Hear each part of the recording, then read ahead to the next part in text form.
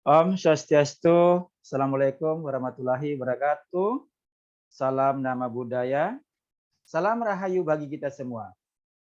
Kali ini saya akan memperkenalkan diri, nama saya Iketut Swardana. Ya, saya adalah dosen Sistemik Fungsional Linguistik. Jadi, hobi saya adalah Universitas Bali Dipa. Saya dipercayai sebagai dosen bahasa Inggris di sana. Saya memegang mata kuliah sistemik fungsional linguistik, kemudian semiologi, sintaksis, dan filsafat bahasa. Baik, kali ini saya akan berbicara dulu tentang fenomena COVID. Nah, jadi COVID itu banyak sekali menjadi topik pembicaraan di masyarakat. Ya, jadi masyarakat itu betul-betul terasa dengan dampak COVID, baik itu dari segi kesehatan maupun dari segi non kesehatan sendiri. Jadi salah satunya itu yang bisa dilihat terutama di Bali itu adalah dampak pariwisata. Karena di Bali itu kebanyakan pekerja pariwisata. Nah, jadi kalau kita bicara dari segi bahasa, ya COVID itu juga bisa dilihat dari segi yang kita sebut dengan semiotika. Nah, saya tidak akan bicara tentang dampak COVID, ya dampak COVID dari segi kesehatan, tidak bicara masalah itu, tetapi bicara masalah dampak ya, sosial. Tetapi dalam hal ini hanya akan melihat ya dari segi semiotika itu sendiri. Jadi sebenarnya kalau kita melihat dari aturan-aturan yang berkembang di masyarakat seperti ya penggunaan masker, penggunaan face shield, ya penggunaan apa namanya itu cuci tangan, dan ada namanya yang terakhir itu adalah work from home. Oke, kembali lagi seperti yang saya katakan tadi, saya tidak bicara masalah secara denotatif. Artinya secara denotatif itu apa yang dilihat secara kasat mata di masyarakat itu yang saya sebut dengan denotatif.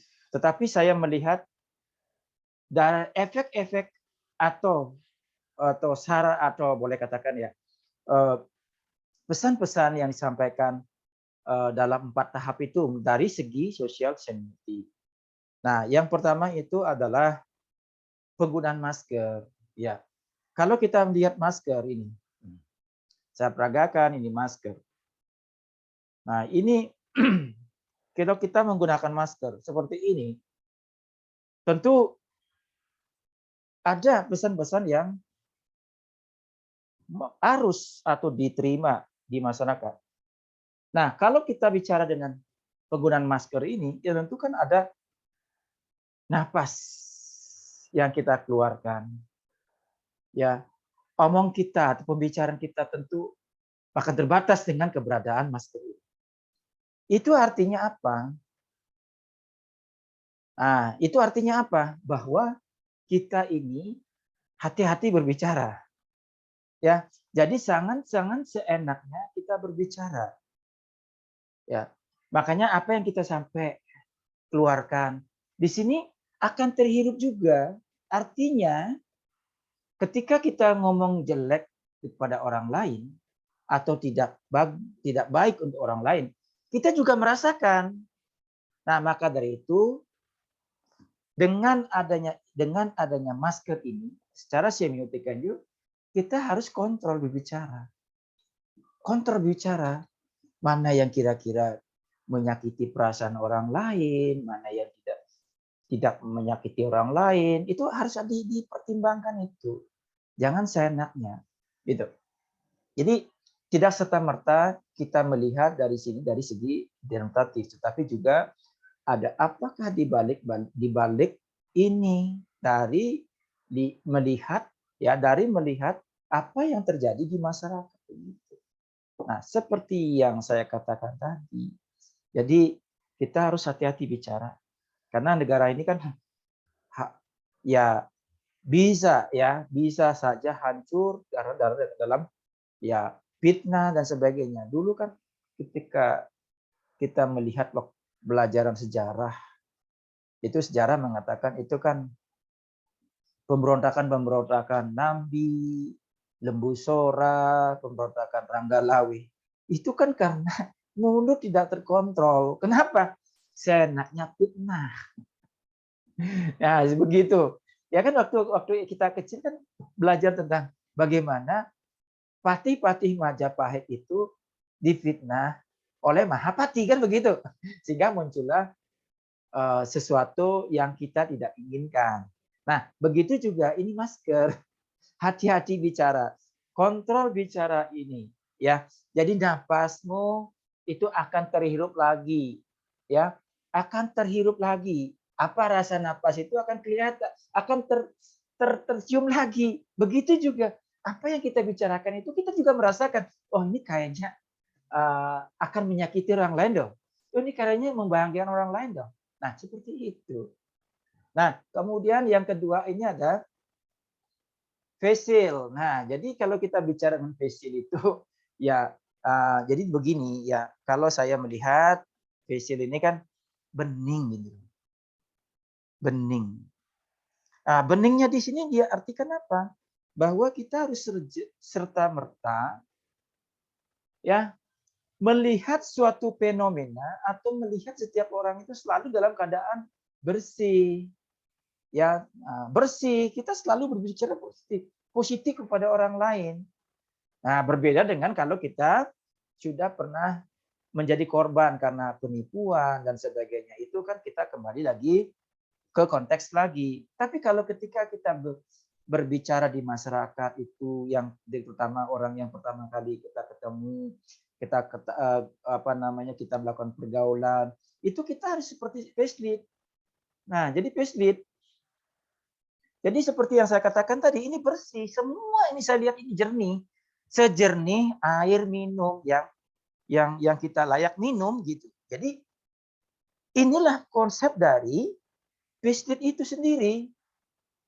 Nah, jadi artinya begini, kalau kita implikasi dari segi bahasa, kalau kita mau menghormati orang lain, hormatilah diri sendiri kita dulu. Jangan seenaknya berbicara. Kalau seenaknya berbicara itu nanti orang lain akan melihat, oh ini apa sih tujuannya ngomong ini seperti apa? Jangan berbicara seenak kita. Ya, jangan segala sesuatu itu kita yang kontrol. Dalam hal yang bisa negatif, bisa positif. Tapi kalau bisa positif terus sebening persil itu, ya persil itu. Jadi persil itu sekali lagi ya, itu adalah bening. Jadi kita semua melihat bening. Ya, jangan kita melihat melihat sesuatu yang gelap. Jadi kalau sesuatu yang gelap itu kan jadi kan semua kita anggap itu orang negatif gitu. Sekali lagi, kita ini dulu menghormati ya, kita duluan menghormati diri sendiri melalui penggunaan bahasa. Nanti dengan penggunaan bahasa itu orang akan mulai refleks. Oh, ini adalah orang yang terdidik, orang yang tidak terdidik. Nah, sehingga muncullah penilaian-penilaian berdasarkan apa yang kita ujarkan. Ya, baik yang kita ujarkan, baik nanti akan datang. Buruk kita diucapkan, buruknya. Jadi seperti facelift itu. Ketika kita selalu menganggap itu orang itu baik, berarti orang pun akan memberikan kita baik. Ya, baik pada diri kita. Dalam sistem fungsional linguistik itu kita mengenal adanya appraisal. Appraisal itu adalah penilaian bahasa yang diujarkan ya oleh penutur itu sendiri atau dalam teks. Dalam hal ini kita fokus pada apa yang kita ucapkan. Baik nanti baik, ya buruk ya buruk. Makanya ini ya facial. sangat berfungsi untuk mengajarkan kita selalu menilai orang itu dalam positif. Nah, kemudian yang ketiga kan ada cuci tangan. Oke, jadi kalau kita melihat ke pasar, kemana, itu kita cuci tangan. Disediakan cuci tangan, ya tempat cuci tangan, ada sabunnya dan sebagainya. Itu kembali lagi itu secara fisik, itu secara denotatif, ya itu secara denotatif. Sekarang kalau kita melihat secara ya, konotatif, nah kita melihat sosial ini. Kita ini di masyarakat sering ya, ini telepon, sering itu melihat adanya berita-berita hoax untuk tujuan tertentu. Tentu dalam hal ini yang kita asosiasikan adalah negatif. Kenapa begitu? Ya, karena kalau kita melihat ya, zaman perang misalnya, pasti telepon atau jaringan itu pasti dimatikan. Kenapa? Nanti terjadi apa-apa yang dilakukan oleh orang-orang yang tidak bertanggung jawab, tidak bersih jari-jarinya. Makanya secara simbolik cuci tangan itu artinya mari kita bersihkan jari kita ini. Ya, gunakanlah medsos, gunakanlah tangan-tangan, jangan seenaknya mencoret tembok, mencoret apapun fasilitas umum yang kita lihat di masyarakat itu kan banyak tangan-tangan yang tidak bersih, mencoret pintu gerbang, mencoret tembok, mencoret apa, itu apapun namanya. Yang lebih parahnya di sini, seperti yang saya katakan tadi, banyak berita hoax akibat tangan-tangan yang kotor.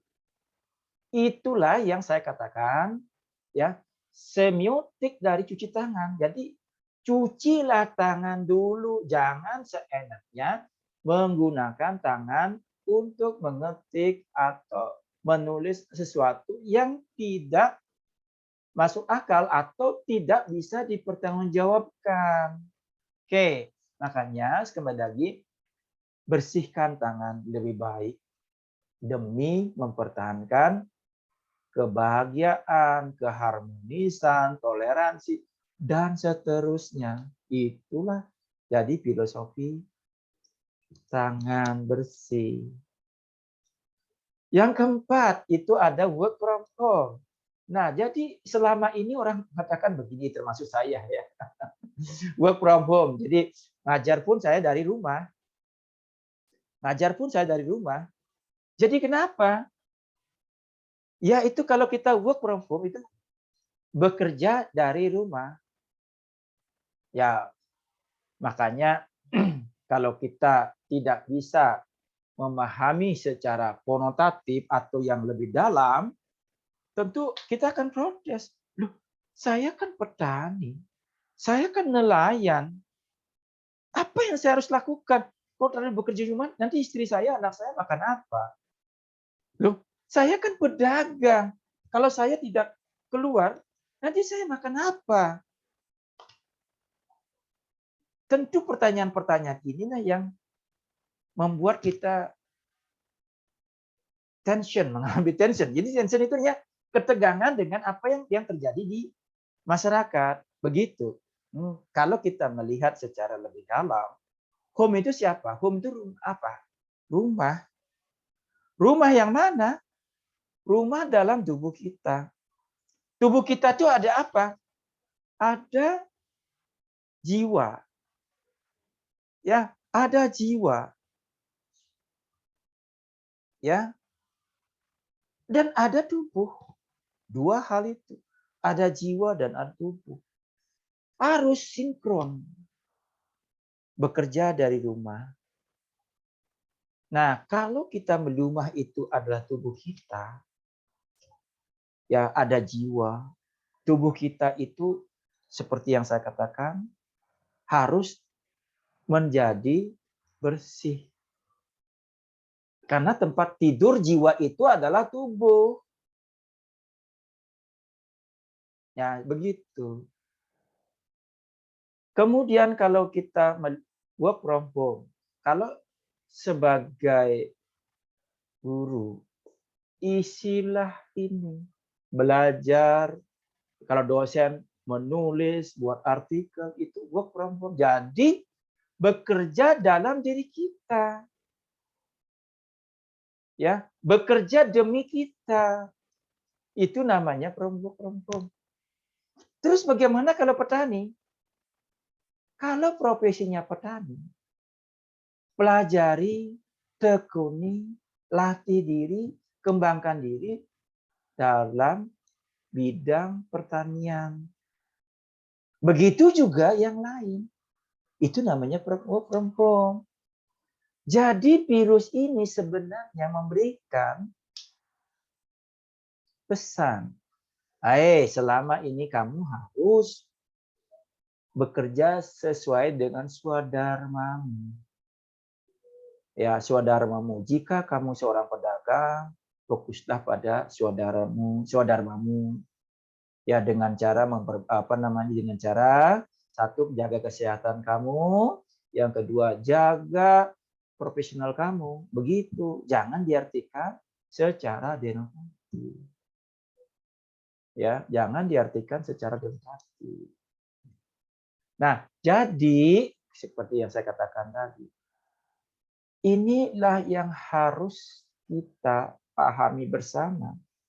Karena namanya fenomena sosial itu pasti ada sesuatu yang positif dan negatif. Negatifnya tentu ya seperti yang saya katakan tadi, itu banyak kehilangan penghasilan. Ya, jadi saya pikir semua orang ini yang ada di dunia ini terpengaruh oleh efek negatif. Tetapi kalau kita melihat hanya negatif, itu tidak fair. Itu tidak fair sama sekali. Kenapa tidak fair? Bagaikan mata uang. Uang itu akan ada ketika ada gambar dan ada angka. Angka saja, kalau nggak ada gambar, nggak uang namanya tuh. Begitu juga kalau gambar saja, tanpa angka, itu juga nggak uang, itu nggak sah. Dia harus berdampingan. Nah, makanya nanti ya cari waktu nanti kita akan bicara dengan filsafat yin dan yang. Ya, karena apa? Karena ini adalah suatu keseimbangan ya antara positif dan negatif. Ini seimbang. Begitu juga tadi ketika kita bicara COVID-19, itu ada positif, ada negatif. Nah, tentu seperti yang saya katakan tadi, apapun yang ada di sini itu sudah ada dampak positif dan dampak negatif.